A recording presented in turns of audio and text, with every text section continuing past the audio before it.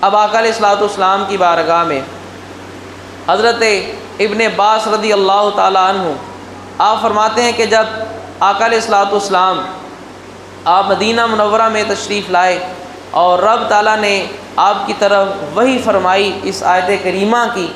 تو صحابہ کرام علیہم رضوان نے عرض کی یا رسول اللہ صلی اللہ علیہ وسلم من قرابتک، حضور وہ آپ کے قریبی کون ہیں؟ اب یہاں پر بھی اس آیت پر اور لفظ قرابت پر بھی بڑا اختلاف اور بڑی اس پر بحث ہوتی ہے، لیکن میں آپ کو مختصر اس کا بیان آپ کے سامنے کر دیتا ہوں۔ کوئی بھی بندہ اس کے جو قریبی ہیں، ماں باپ بھی قریبی ہیں، بہن بھائی بھی قریبی ہیں، اولاد بھی قریبی ہے، یہ تو وہ رشتے ہیں جو سب سے زیادہ قربت میں ہوتے ہیں۔ اسی طرح اگر بندے کا چچا ہے، اس کی خالہ ہے، تو یہ بھی قریبی رشتہ داروں میں شمار ہوتے ہیں۔ اب آقا علیہ الصلوۃ والسلام سے جب یہ سوال کیا گیا حضور وہ قریبی کون سے لوگ ہیں، آقا علیہ الصلوۃ والسلام نے ارشاد فرمایا قال علی و فاطمۃ و ولداہما، وہ علی ہے، وہ فاطمہ ہے اور ان کے دونوں بیٹے ہیں۔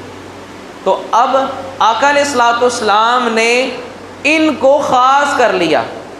اب دوسری آیت آپ قرآن مجید میں پڑھتے ہیں کہ اللہ کے محبوب نے ارشاد فرمایا، بلکہ رب تعالیٰ نے ارشاد فرمایا انما یرید اللہ لیذہب عنکم الرجس اہل البیت ویطہرکم تطہیرا، اے نبی کی اہل بیت، بے شک رب تعالیٰ یہ چاہتا ہے کہ تم سے ہر قسم کی جو نجاست ہے، ناپاکی ہے، اس کو دور کر دے اور تمہیں خوب پاک اور ستھرا کر دے۔ اب یہ آیت بھی 22ویں پارے میں ہے سورہ احزاب کے اندر، 21ویں پارے سے لے کر 22ویں پارے کی اس آیت تک، اور اس کے بعد آقا علیہ الصلوۃ والسلام کی ازواج مطہرات کا ذکر ہے، یعنی رب تعالیٰ نے ان کو پردے کا حکم دیا، رب تعالیٰ نے ان کو حیا کا حکم دیا، اور رب تعالیٰ نے ان کے بارے میں یہ کلمات ارشاد فرمائے کہ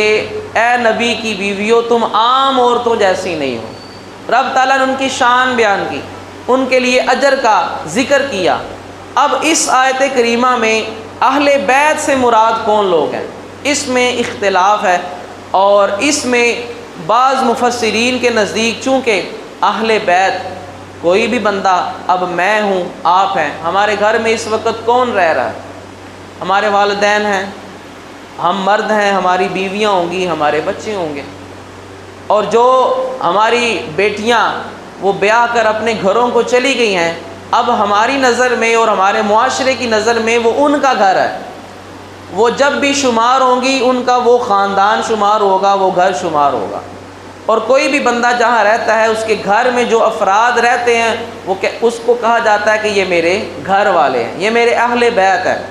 اب اس وجہ سے، اور چونکہ اس آیت سے پہلی آیتوں میں اور بعد والی آیتوں میں اللہ نے اپنے محبوب کی بیویوں کا، ازواج مطہرات کا ذکر کیا ہے، تو اس لیے اس آیت سے بعض لوگ اس کا مفہوم یہ لیتے ہیں کہ یہ جملہ اللہ رب العزت نے آقا علیہ الصلوۃ والسلام کی اہل بیت اور بالخصوص ازواج مطہرات کے لیے ارشاد فرمایا۔ اب اسی طرح آقا علیہ الصلوۃ والسلام کے چچا حضرت عباس، آگے ان کی اولاد، آقا علیہ الصلوۃ والسلام کے چچا حضرت حمزہ، آگے ان کی اولاد، تو اسی طرح حضرت علی المرتضیٰ ہیں، اور دیگر جو آقا علیہ الصلوۃ والسلام کے قریبی رشتہ دار ہیں، اس آیت سے وہ مراد ہے۔ اب میں اس موضوع کو اور اس بات کو اس حدیث پاک پر سمیٹتا ہوں، اور مفہوم جو ہے وہ سمجھ آ جائے گا۔ ایک ہوتا ہے کسی چیز کا عام مفہوم، ایک ہوتا ہے اس کا خاص مفہوم، یعنی ایک لفظ بول کر اس لفظ سے زیادہ لوگ اس میں شامل ہوتے ہیں، لیکن اس میں خاص کچھ لوگ ایسے ہوتے ہیں کہ جن کا مقام باقیوں میں سے کچھ اعلیٰ ہوتا ہے۔ اب آقا علیہ الصلوۃ والسلام، اور یہ حدیث پاک بھی اب سید عائشہ صدیقہ رضی اللہ تعالی عنہا سے مروی ہے، صحیح مسلم کی حدیث پاک ہے۔ آپ فرماتی ہیں آقا علیہ الصلوۃ والسلام گھر میں موجود تھے، کالے رنگ کی چادر آپ نے زیب تن فرمائی ہوئی ہے، اور آپ کی سنت تھی کہ آپ اکثر 2 چادریں استعمال کرتے یا ایک چادر اور قمیض استعمال کرتے، یعنی اوپر کرتا پہنا ہوتا اور نیچے تہبند باندھتے، یا اوپر بھی چادر استعمال کرتے۔ تو شلوار جو ہے یہ آقا علیہ الصلوۃ والسلام نے اپنی زندگی میں کبھی نہیں پہنی۔ یہ شلوار ہمارا اس ہندوستان کا بالخصوص ایک تہذیب اور رواج ہے، اور ہم لوگ یہ پہنتے ہیں۔ آقا علیہ الصلوۃ والسلام یا پاجامہ استعمال فرماتے تھے اور یا زیادہ حضور نے تہبند کو استعمال کیا ہے۔ تو اب آقا علیہ الصلوۃ والسلام کے اوپر ایک چادر تھی۔ سیدہ عائشہ صدیقہ رضی اللہ تعالی عنہا فرماتی ہیں۔ اب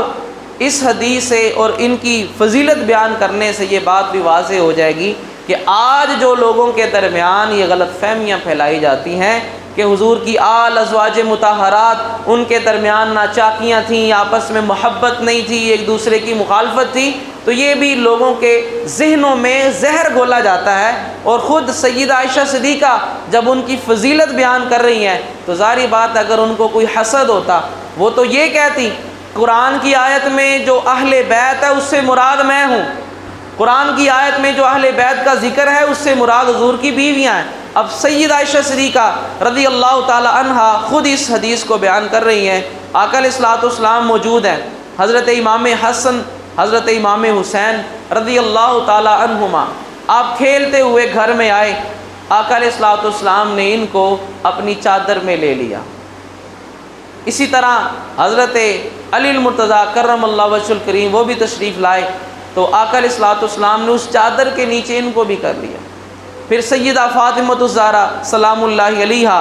آپ جب تشریف لائیں تو آقا علیہ الصلوۃ والسلام نے ان کو بھی اپنی چادر کے اندر لے لیا، اور یہ الفاظ حضور نے ارشاد فرمائے، اللہم ہؤلاء اہل بیتی و خاصتی، اے اللہ یہ ہیں میرے اہل بیت اور میرے خاص لوگ۔ باقی اہل بیت، اب سیدہ عائشہ گھر میں رہتی ہیں وہ بھی تو اہل بیت میں سے ہی ہیں۔ باقی ازواج مطہرات 9 آقا علیہ الصلوۃ والسلام کی بیویاں اس وقت موجود تھی جب آپ نے پردہ فرمایا، تو اب 9 کے علیحدہ علیحدہ گھر ہیں، ظاہری بات ہے وہ سب حضور کے ہی گھر ہیں۔ اس گھر میں ان گھروں میں رہنے والیاں وہ بھی تو آقا علیہ الصلوۃ والسلام کی گھر والیاں ہی ہیں، لیکن اب یہ عام اہل بیت کا مفہوم ہے کہ وہ حضور کی عام اہل بیت ہے، اور پھر جن کو حضور نے خاص کر لیا وہ حضور کی خصوصی اہل بیت ہے۔ تو رب تعالیٰ نے جو فضیلت بیان کی کہ اے نبی کی اہل بیت، میں نے یہ ارادہ کر لیا ہے کہ تمہیں ہر قسم کی ناپاکی سے پاک کر دوں گا، اور ہر قسم کا جو میل کچیل وہ تم سے دور کر دوں گا، اور تمہیں خوب صاف اور ستھرا کر دوں گا۔ تو یہ مفہوم ازواج مطہرات کو عمومی طور پر شامل ہے، اور جو آقا علیہ الصلوۃ والسلام کی یہ خاص شخصیات جن کے بارے میں حضور نے فرمایا اہل بیتی و خاصتی، یا اللہ یہ میری اہل بیت اور یہ میرا خاص لوگ ہیں، ان کو بھی اذہب عنہم الرجس وطہرہم تطہیرا، اے اللہ ان سے ہر قسم کے میل اور نجاست کو دور کر دے اور ان کو خوب صاف ستھرا کر دے۔ اب پاک اور صاف کرنا اس کا مفہوم کیا ہے؟ اس کا مفہوم یہ ہے کہ ان کو گناہوں سے پاک کر دے۔ اس کا مفہوم یہ ہے، اب رجس کا جو لفظ ہے وہ قرآن مجید میں ناپاکی کے لیے، پلیدی کے لیے، اور اگر بندے کے دل میں جو میل ہے اس کے لیے بھی یہ لفظ استعمال ہوتا ہے۔ ایک تو وہ گندگی ہوتی ہے جو ہمارے ظاہر پر ہوتی ہے۔ اب ظاہری بات ہے آقا علیہ الصلوۃ والسلام اور آپ کی ازواج مطہرات حضور کی اہل بیت سے بڑھ کر کون صفائی ستھرائی کا اہتمام کرتا ہوگا؟ اب اللہ رب العزت نے یہ جو آیت میں ارشاد فرمایا کہ تمہیں پاک اور صاف ستھرا کرنا ہے، اب صاف ستھرے وہ اوپر سے پہلے نہیں تھے؟ کیا وہ غسل نہیں وقت سے کرتے تھے؟ کیا وہ باوضو نہیں رہتے تھے؟ کیا وہ اپنے کپڑوں کو پاک صاف نہیں رکھتے تھے؟ کہ رب تعالیٰ نے ارشاد فرمایا آج کے بعد تمہارا لباس بھی صاف رہے گا، آج کے بعد تمہارا جسم بھی صاف رہے گا۔ یہ پاکی تو ان کو پہلے سے حاصل تھی، وہ تو پہلے ہی پاک گھرانے میں رہنے والے تھے، اور وہ دین جو 1400 سال بعد آج ہمیں صفائی ستھرائی بتاتا ہے، بتائیں اللہ کے محبوب کے گھر میں رہنے والے کتنے صاف ستھرے ہوں گے۔ تو یہ جو صفائی ستھرائی ناپاکی کو دور کرنے کا اللہ نے وعدہ کیا ہے، یہ گناہوں کی پاکی ہے۔ گناہوں سے رب تعالیٰ نے ان کو پاک کر دیا۔ وہ اسی لیے لفظ جو بولا جاتا ہے ہماری عام زبان میں پنج تن پاک، تو یہ کوئی غلط جملہ نہیں ہے، یہ اسی آیت اور اسی حدیث کا مفہوم ہے کہ یہ وہ 5 شخصیات ہیں۔ آقا علیہ الصلوۃ والسلام تو پہلے سے معصوم ہے،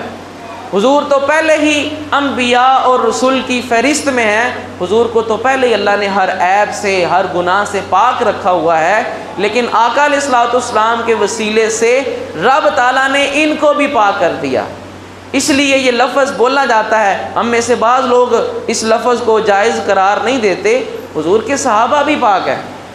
حضور کی ازواج مطہرات بھی پاک ہیں، لیکن جن خاص کو حضور نے کوئی خاص فضیلت دی ہو تو وہ بھی ہمیں ماننی چاہیے اور ماننی پڑے گی بھی۔ آقا علیہ الصلوۃ والسلام نے جن سے محبت